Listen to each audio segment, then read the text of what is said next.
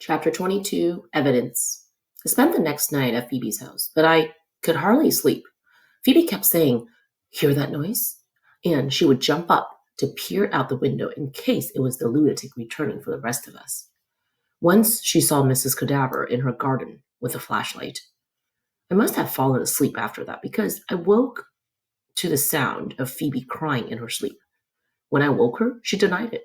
I was not crying. I most certainly was not. In the morning, Phoebe refused to get up. Her father rushed into the room with two ties slung around his neck and his shoes in his hand. "Phoebe, you're late." "I'm sick," she said. "I have a fever and a stomach ache." Her father placed his hand on her forehead, looked deep into her eyes, and said, "I'm afraid you have to go to school."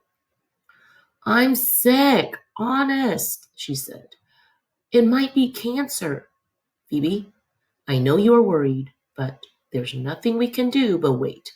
We have we have to go on with things. We can't malinger." "We can't what?" Phoebe said. "Malinger. Here, look it up." He tossed her the dictionary from her desk and tore down the hall. "My mother is missing, and my father hands me a dictionary," Phoebe said. She looked up malinger and read the definition. "To pretend to be ill in order to escape duty or work." She slammed the book shut. "I'm not malingering." Prudence was in a frenzy. "Where's my white blouse? Phoebe, have you seen?" "I could have sworn." She pulled things out of her closet and flung them on the bed. Phoebe reluctantly got dressed, pulling a wrinkled blouse and skirt from the closet. Downstairs, the kitchen table was bare. "No bowls of muesli," Phoebe said. "No glasses of orange juice or whole wheat toast." She touched the white sweater hanging on the back of a chair. "My mother's favorite white cardigan," she said. She snatched the sweater and waved it in front of my father. Waved it in front of her father. "Look at this. Would she leave this behind? Would she?" He reached forward and touched its sleeve, rubbing the fabric between his fingers for a moment. "Phoebe, it's an old sweater." Phoebe put it on over her wrinkled blouse. I was uneasy because everything that happened at Phoebe's that morning reminded me of when my mother left. For weeks, my father and I fumbled around like ducks in a fit. Nothing was where it was supposed to be. The house took on a life of its own, hatching piles of dishes and laundry and newspaper and dust. My father must have said, "I'll be jiggered," 3,000 times. The chickens were fidgety. The cows were skittish. And the pigs were sullen and glum. Our dog, Moody Blue, whimpered for hours on end. When my father said that my mother was not coming back, I refused to believe it. I brought all her postcards down from my room and said, "She wrote me all these. She must be coming back." And just like Phoebe, who had waved her mother's sweater in front of her father, I had brought a chicken in from the coop. "Would Mom leave her favorite chicken?" I demanded. "She loves this chicken." What I really meant was, how can she not come back to me? She loves me. At school, Phoebe slammed her books on her desk. Beth Ann said, "Hey, Phoebe, your blouse is a little wrinkled." "My mom's away," Phoebe said. "I iron my own clothes now," Beth Ann said. "I even iron." To me, Phoebe whispered, "I think I'm having a genuine heart attack." I thought about a baby rabbit that our dog, Moody Blue, caught and carried around. She was not actually launching on the rabbit, just playing. I finally coaxed Moody Blue to drop it, and when I picked up the rabbit, its heart was beating faster than anything. Faster and faster it went, and then all of a sudden, its heart stopped. I took the rabbit to my mother. She said, "It's dead, Salamanca." "It can't be dead," I said. "It was alive just a minute ago." I wondered what would happen if all of a sudden Phoebe's heart beat itself out like the rabbit's, and she fell down and died right there at school. Her mother would not even know Phoebe was dead. After homeroom, Mary Lou said to Phoebe, "Did I hear you say your mother is away?" Christy and Megan gathered around. "Is your mother on a business trip?" Christy said. "My mother always My mother is always going to Paris on business trips. So where is your mother? On a business trip? Phoebe nodded. Where does she go? Megan said. Tokyo? Saudi Arabia? Phoebe said, London. Oh, London, Christy said. My mother's been there. Phoebe turned to me with a puzzled expression on her face. I think that she was surprised at what she had said, but I knew exactly why she lied. It was easier sometimes. I had done this myself when people asked about my mother. Don't worry, Phoebe, I said. She snapped. I am not worried. I had done that too. Whenever anyone tried to console me about my mother, I had nearly chopped their heads off. I was a complete ordinary old donkey. When my father would say, You must feel terrible, I denied it. I don't, I told him. I don't feel anything at all. But I did feel terrible. I didn't want to wake up in the morning, and I was afraid to go to sleep at night. By lunchtime, people were coming at Phoebe from all directions. How long will your mother be in London? Mary Lou asked. Is she having tea with the Queen? Tell her to go to Covent Garden. Christy said, My mother just loves Covent Garden. It's Covent Garden, Cabbage Head, Mary Lou said. It isn't, Christy said. I'm sure it's Covent Garden. After school, we walked home with Ben and Mary Lou. Phoebe wouldn't say a word. What's the matter, Phoebe? Ben asked. Talk. Out of the blue, I said, Everyone has his own agenda. Ben tripped over the curb, and Mary Lou gave me a peculiar look. I kept hoping that Phoebe's mother would be home. Even though the door was locked, I kept hoping. Are you sure you want me to come in? I said. Maybe you want to be alone.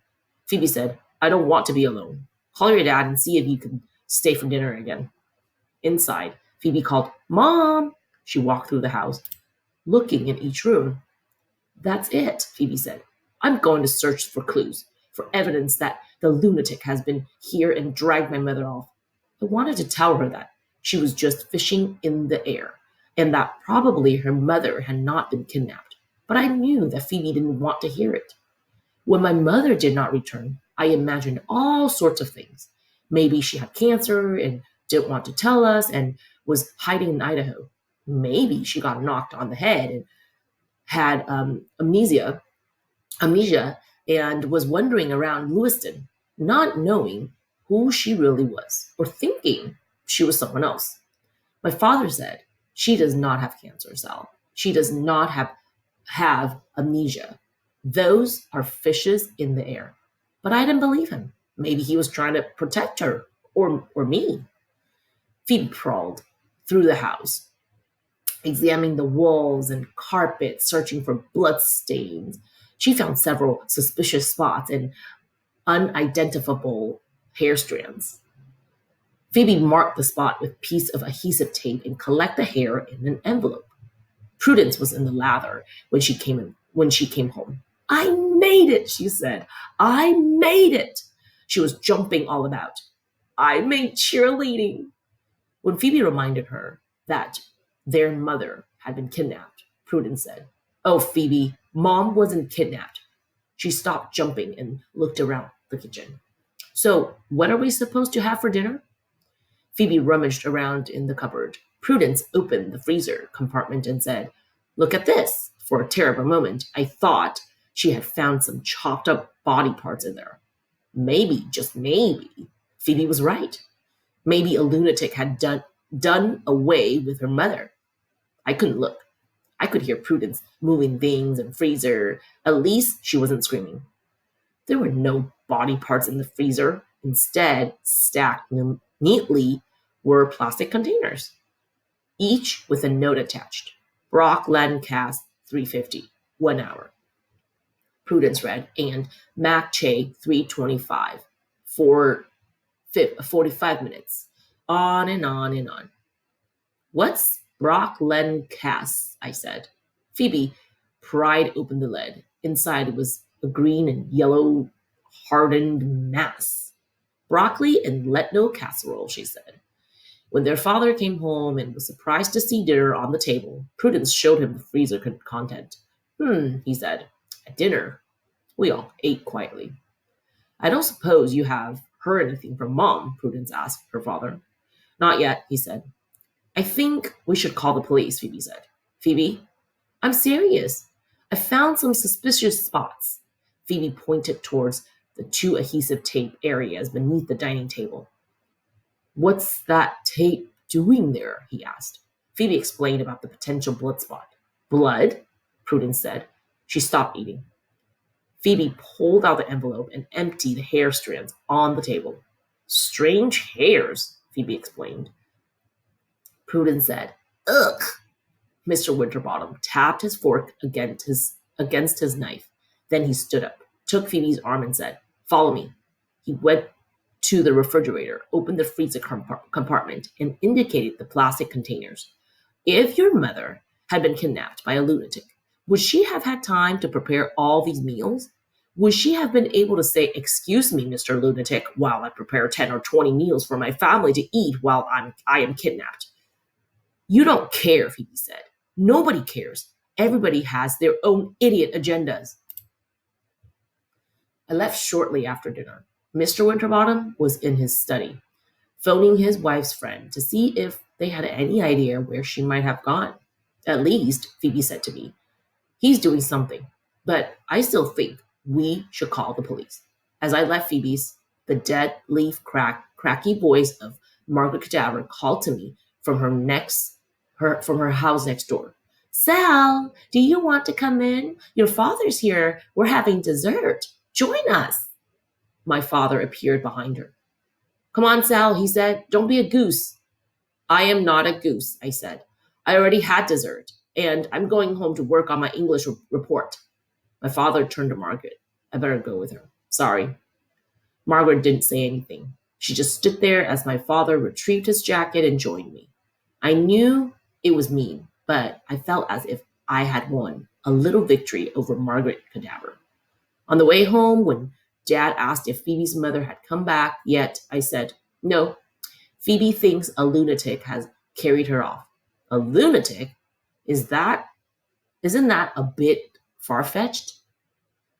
That's what I thought at first, but you never know, do you? I mean, it could happen. There could actually be a lunatic who, Sal, I was going to explain about the nervous young men and the mysterious messages, but my father would call me a goose. Instead, I said, How do you know that someone, not exactly a lunatic, but just someone, didn't make Mom go to Idaho? Maybe it was blackmail. Sal, your mother went because she wanted to go. We should have stopped her. A person isn't a bird. You can't cage a person. She shouldn't have gone. If she hadn't gone, Sal, I'm sure she intended to come back. We had reached our house, but we didn't go in. We sat on the porch steps. Dad said, You can't predict. A person can foresee. You never know. He looked away, and I felt miserable right along with him. I apologized for being ordinary and for upsetting him. He puts his arm around me, and we sat there together on the porch, two people being completely pitiful and lost.